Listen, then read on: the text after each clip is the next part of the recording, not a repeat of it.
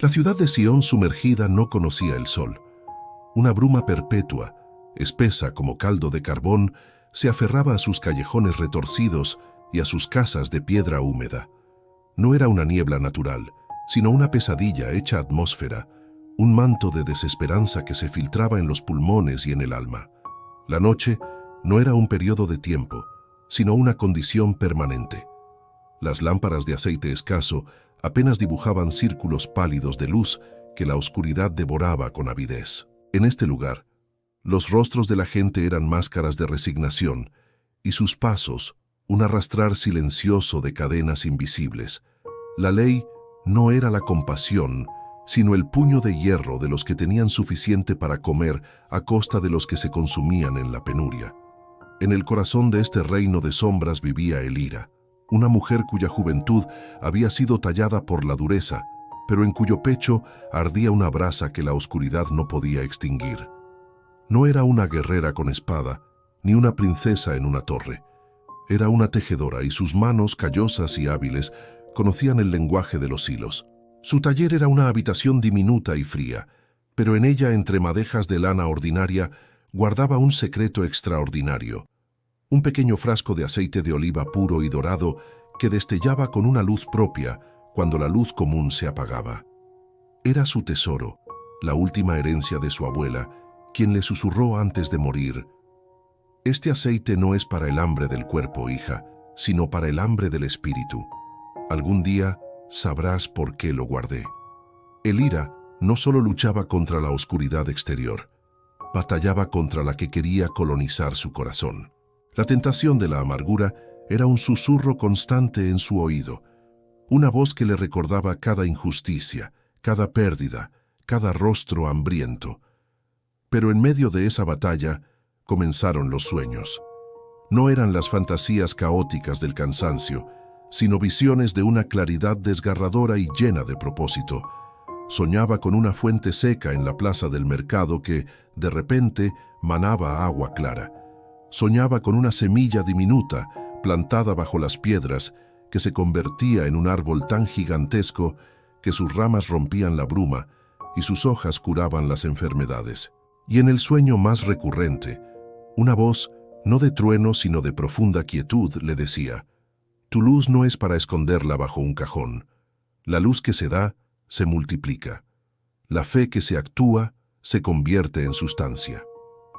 Al principio, despertaba sobresaltada, el corazón acelerado, desechando aquellas imágenes como anhelos de una mente exhausta. Pero los sueños persistían, grabándose en su conciencia con la precisión de un cincel. Y con ellos llegó la instrucción más específica, la que le heló la sangre. «Esta noche lleva tu lámpara y tu aceite a la puerta de la viuda de la calle del Suspiro. Enciéndela y déjala arder hasta el amanecer». La calle del Suspiro era el lugar más desolado de Sion sumergida. Nadie, en su sano juicio, se aventuraba allí después del ocaso. La viuda era una figura casi legendaria, una mujer a quien la tragedia le había robado hasta la cordura y que vivía en la ruina más absoluta. «Es una locura», se dijo Elira, temblando, mientras sostenía el frasco de aceite. «Es mi única provisión. Si la gasto en una locura, ¿qué me quedará para mí?». La voz de la prudencia, mezclada con el miedo, le gritaba que se quedara en casa, que preservara su pequeña luz para su propia oscuridad. Pero la otra voz, la que resonaba desde el lugar de los sueños, era más tenaz. La fe, le parecía oír, es dar el primer paso cuando solo ves el abismo, creyendo que Dios ya ha puesto el suelo bajo tus pies.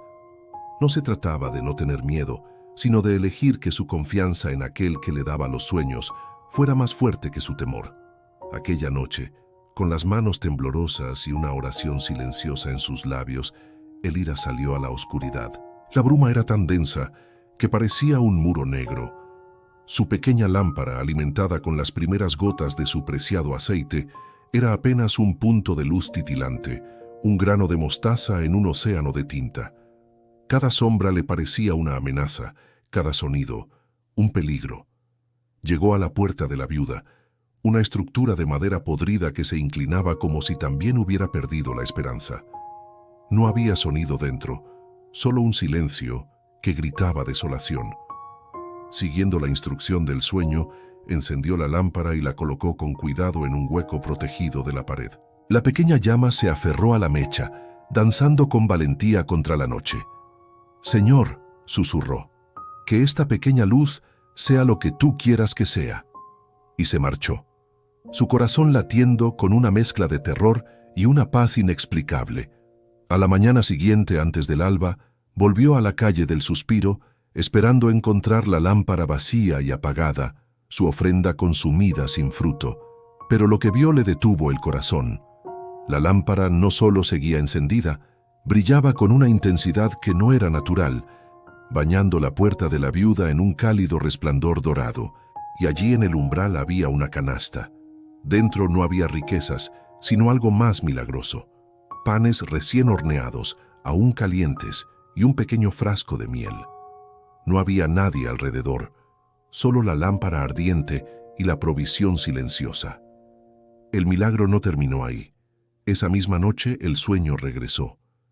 «Ve a la casa del herrero, cuyo brazo está quebrantado y su hogar en silencio. Lleva tu lámpara». Y de nuevo, Elira obedeció. Colocó su lámpara, ahora con un corazón menos temeroso, en la ventana del herrero. A la mañana siguiente la lámpara aún ardía, y en el banco de trabajo, donde antes solo había herramientas oxidadas, yace una pieza de metal forjada con una perfección imposible para un hombre, con un brazo lesionado, lista para ser vendida. La noticia de estos extraños acontecimientos comenzó a correr como un reguero de pólvora en la quietud opresiva de Sion sumergida. No era el chisme de un milagro estridente, sino el rumor susurrado de una bondad persistente. La gente no hablaba de Elira, a quien pocos conocían. Hablaban de la luz nocturna. Algunos decían que era un espíritu, otros que era un ángel, pero los beneficiarios, la viuda que había encontrado pan para sus hijos, el herrero que tenía con qué comerciar, sentían algo más profundo, una certeza de que no estaban solos, que en medio de su oscuridad alguien o algo los veía. Y entonces, algo aún más extraordinario comenzó a suceder. Una noche, Elira se dirigía a la casa de un niño enfermo, guiada una vez más por sus sueños, cuando vio otra luz en la oscuridad. No era la suya, era otra lámpara pequeña y temblorosa, colgada en la puerta de un anciano zapatero que había perdido a su familia. Elira se acercó y vio a una joven, una vecina, colocándola con cuidado. Sus ojos se encontraron y no hubo necesidad de palabras. La joven solo asintió, con una mezcla de vergüenza y determinación. La chispa había saltado. Al día siguiente, había 3 lámparas nuevas en diferentes callejones. Luego, 5. Luego, una docena. La gente no esperaba sueños divinos. Seguían el ejemplo de una fe que se había hecho acción. Comenzaron a usar su propio aceite, escaso y valioso, no para sí mismos, sino para iluminar la necesidad del otro. Y en cada lugar donde una lámpara ardía toda la noche, un pequeño milagro sucedía al amanecer. Una verdura aparecía en el umbral de un enfermo, una herramienta reparada en la puerta de un necesitado, un puñado de monedas, donde antes solo había deuda. La ciudad no se iluminó con el resplandor cegador de un sol repentino, sino con la tenue, pero imparable, red de incontables puntos de luz que perforaban la bruma, negándose a ser extinguidos. Elira se convirtió en un símbolo, pero no como una estatua en una plaza. Se convirtió en una leyenda viva, en el rostro de una verdad que todos llevaban dentro, que la fe, cuando se encarna en compasión, es la fuerza más transformadora del mundo. La llamaban la tejedora de luz, porque, al igual que en su telar, había comenzado a unir los hilos rotos de su comunidad con el oro de la bondad divina. La desesperanza retrocedió. La gente empezó a mirarse a los ojos de nuevo. Las puertas, antes cerradas con tranca, ahora se entreabrían.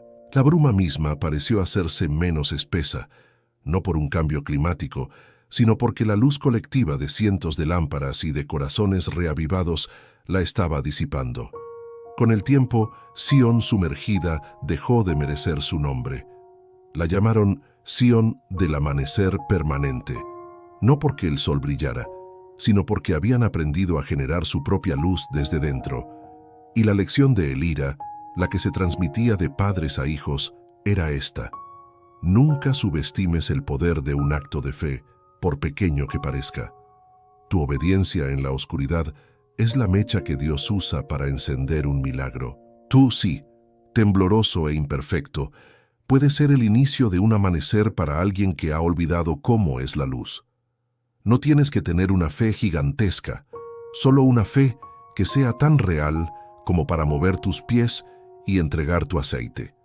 Porque el Dios que guió a Elira con sueños es el mismo que ha puesto una lámpara en tu propio espíritu y un frasco de aceite único en tus manos. Esta noche, en tu propia Sión sumergida, Él te está susurrando: enciéndela, y verás cómo, al confiar, tu pequeña luz no solo ilumina tu camino, sino que se convierte en el amanecer de un milagro para todo aquel que camina a tu alrededor.